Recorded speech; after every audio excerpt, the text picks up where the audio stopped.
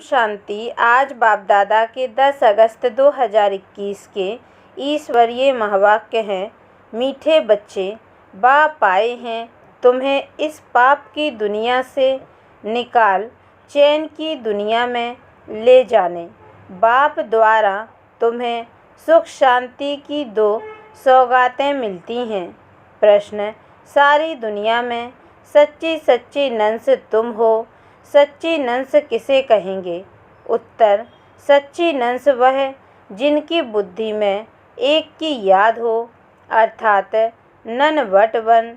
वे अपने को भल नंस कहलाती हैं, लेकिन उनकी बुद्धि में सिर्फ एक कृष्ण की याद नहीं।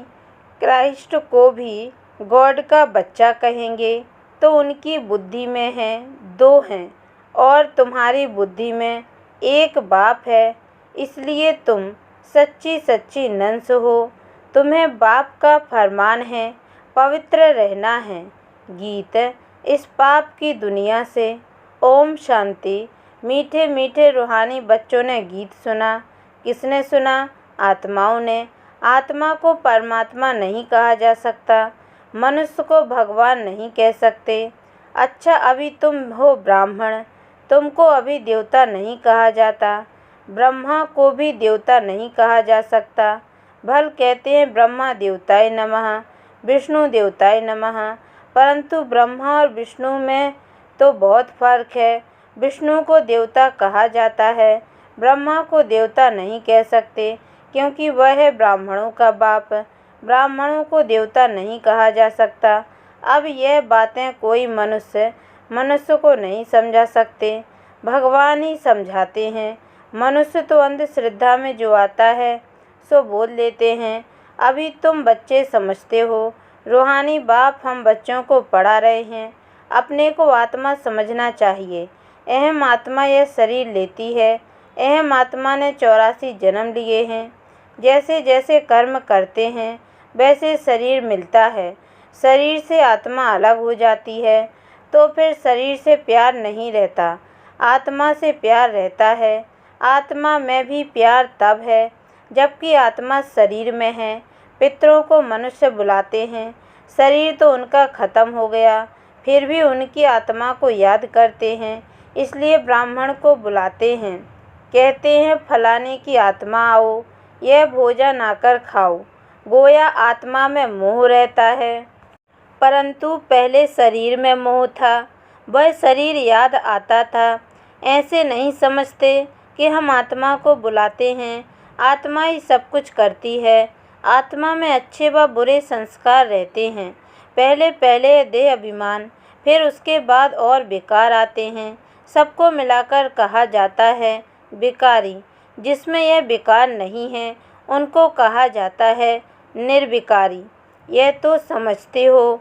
बरोबर भारत में जब देवी देवता थे तो उनमें दैवी गुण थे। इन लक्ष्मी नारायण का है ही देवी देवता धर्म। जैसे क्रिश्चियन धर्म में मेल अथवा फीमेल सब क्रिश्चियन हैं, यह भी कहा जाता है देवी देवता, राजा रानी, प्रजा सब देवी देवता धर्म के हैं। यह बहुत ऊंच सुख देने वाला धर्म है। बच्चों ने गीत भी सुना।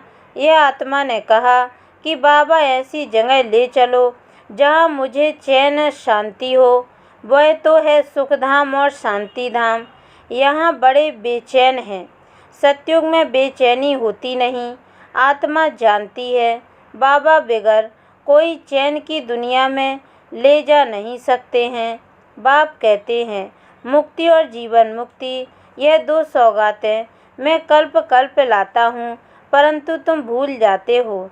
ड्रामा में भूलना ही है। सब भूल जाएं तब तो मैं आऊँ। अभी तुम ब्राह्मण बने हो, तुमको निश्चय है हमने 84 जन्म लिए हैं। जो पूरा ज्ञान नहीं उठाएंगे वह पहले नई दुनिया में भी नहीं आएंगे। त्रेता व त्रेता के अंत में आ जाएं। सारा मदार है पुरुषार्थ पर। सतयुग में सुख था, इन लक्ष्मी नारायण का राज्य था।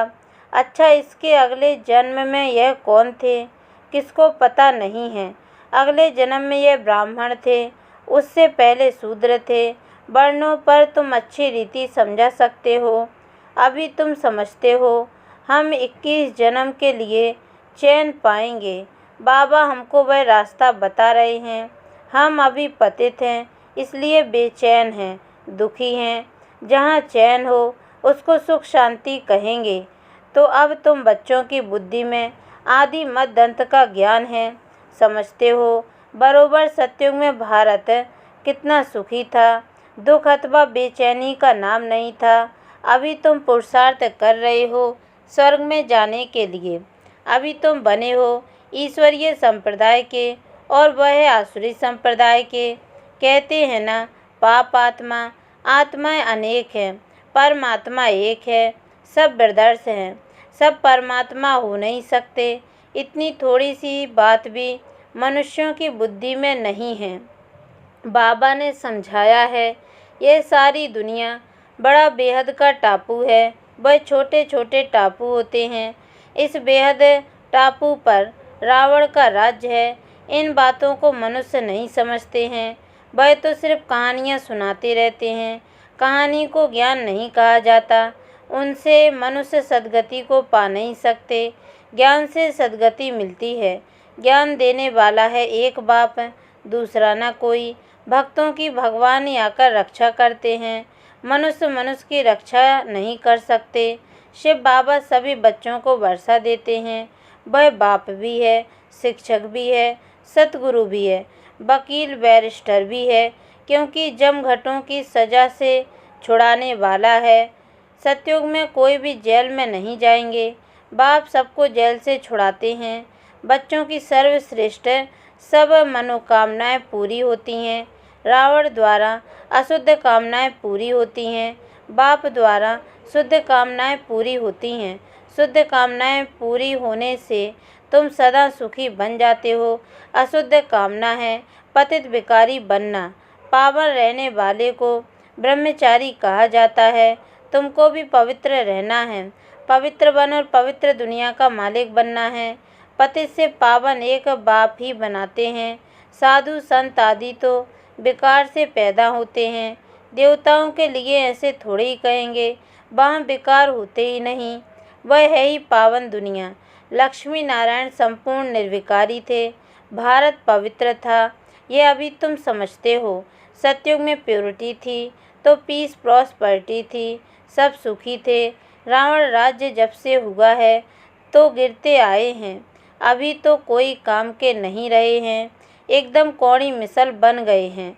अब फिर हीरे मिसल बाप द्वारा बनते हो। भारत जब सतयुग था तो हीरे जैसा था, अब तो कौड़ी मिसल भी नहीं है। अपने धर्म का ही किसको पता नहीं पड़ता है। पाप करते रहते हैं, वहाँ तो पाप का नाम नहीं। तुम देवी देवता धर्म के नामी ग्रामी हो। देवताओं के ढेर चित्र हैं और धर्मों में देखेंगे एक ही चित्र रहता है। क्रिश्चियन पास एक ही क्राइस्ट का चित्र होगा। बौद्धियों के पास एक ही बुद्ध का। क्रिश्चियन क्राइस्ट को ही याद करते हैं। उनको नंस कहा जाता है। नंस माना सिवाय एक क्राइस्ट के और कोई नहीं, इसलिए कहते हैं नन बट क्राइस्ट। ब्रह्मचारी रहते हैं, तुम भी नंस हो। तुम अपने गृहस्थ व्यवहार में रहते नंस बनती हो। एक ही बाप को याद करती हो। नन बट वन, एक शिव बाबा, दूसरा ना कोई। उन्हों की बुद्धि में फिर भी दो आ जाते हैं। क्राइस्ट के लिए भी समझेंगे वह गॉड का बच्चा था, परंतु उनको गॉड की नॉलेज नहीं। तुम बच्चों को नॉलेज है। सारी दुनिया में ऐसा कोई नहीं जिसको परमात्मा की नॉलेज हो। परमात्मा कहाँ रहते हैं, कब आते हैं, उनका क्या पाठ चलता है, यह कोई नहीं जानते। भगवान को जानी जाननहार कहते हैं, समझते हैं। वह हमारे दिल की बात को जानते हैं। बाप कहते हैं मैं नहीं जानता, हमको क्या पड़ी है जो हर एक की दिल को बैठ रीड करूँगा। हम आए ही हैं पतितों को पावन बनाने। अगर कोई पवित्र नहीं रहते हैं, झूठ बोलते हैं, तो नुकसान अपने को पहुँचाएंगे। गाया हुआ है, देवताओं की सभा में असुर जाकर बैठते थे, वहाँ अमृत बांटा जाता था। कोई बेकार में जाकर फिर छिपकर आए बैठते तो वह असुर हुए ना। आप ही अपना पद भ्रष्ट कर देंगे।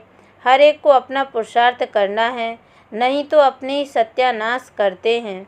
बहुत ऐसे हैं जो छिपकर बैठ जाते हैं, कहते हैं हम बेकार में थोड़े ही जाते, परंतु बेकार में जाते रहते हैं। यह गोया अपने को ठगते हैं, अपनी ही सत्यानाश करते हैं। परमपिता परमात्मा, जिसका राइट हैंड धर्मराज है, उनके आगे झूठ बोलते हैं तो खुद ही दंड के भागी बन पड़ते हैं। बहुत सेंटर्स में भी ऐसे होते हैं। बाबा जब पहली बार दिल्ली में गया था तो रोज़ एक आता था और बेकार में जाता रहता था। पूछा जाता था, जबकि पवित्र नहीं रहते हो तो आते क्यों हो? कहता था, आऊँगा नहीं तो निर्विकारी कैसे बनूँगा। पवित्रता अच्छी लगती है, परंतु रह भी नहीं सकता हूँ।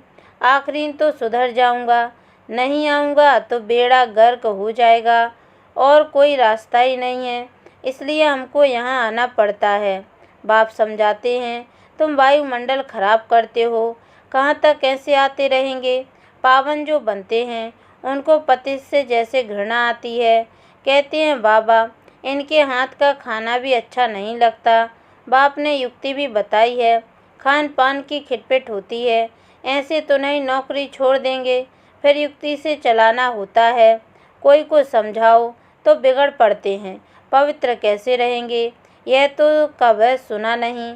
सन्यासी भी रह नहीं सकते, जब घर बार छोड़ जाते हैं तब पवित्र रह सकते हैं, परंतु यह किसको पता नहीं कि यहाँ पतित पावन परम पिता परमात्मा पढ़ाते हैं। नहीं मानते, इसलिए विरोध करते हैं। शिव बाबा ब्रह्मा तन में आते हैं, कोई शास्त्र दिखाओ। यह तो गीता में लिखा हुआ है। मैं साधारण बूढ़े तन में आता हूँ, वह अपने जन्मों को नहीं जानते, यह तो लिखा हुआ है। फिर तुम कैसे कहते हो कि परमात्मा कैसे मनुष्य तन में आएंगे? पतित तन में ही आकर रास्ता बताएंगे ना। आगे भी आए थे और कहा था, मामेकम याद करो। वही परम धाम में रहते हैं और कहते हैं मामेकम याद करो। कृष्ण का शरीर तो मूल वतन में नहीं होगा जो कहे मामेकम याद करो। एक परम पिता परमात्मा ही साधारण तन में प्रवेश कर तुम बच्चों को कहते हैं मामेकम याद करो, तो इस योग अग्नि से तुम्हारे पाप कट जाएंगे।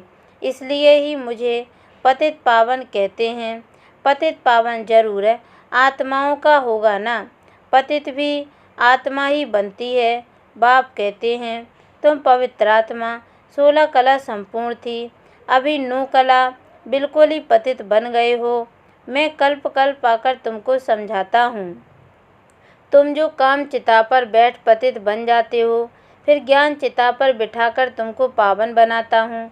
भारत में पवित्र प्रवृत्ति मार्ग था, अभी आप पवित्र प्रवृत्ति मार्ग है, किसको भी चैन नहीं।